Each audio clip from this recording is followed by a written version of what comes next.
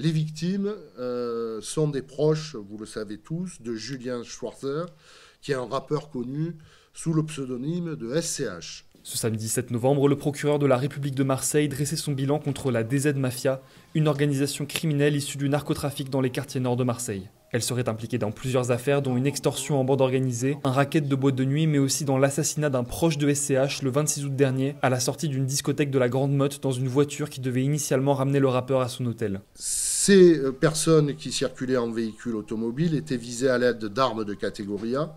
À l'occasion de cette action commando, Tahar Taïbi décédé et Rachid Arabi était blessé avec un pronostic vital toutefois qui n'était pas engagé. À noter que c'est en raison d'événements fortuits que SCH ne se trouvait pas dans ce véhicule qu'il aurait dû normalement utiliser pour entrer à son hôtel. Le procureur a notamment désigné des commanditaires communs entre cette attaque ainsi qu'une autre affaire, une extorsion de fonds visant le propriétaire d'une boîte de nuit et d'un restaurant et de commerce marseillais.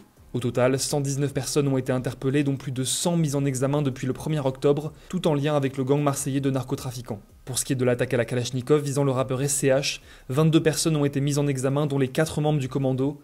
Parmi elles, 16 ont été incarcérées. Mais ce n'est pas tout. Julian Schwarzer expliquait faire l'objet de tentatives d'extorsion sans plus de précision de clans criminels marseillais depuis environ un an et qu'il avait toujours refusé de s'acquitter d'un quelconque paiement.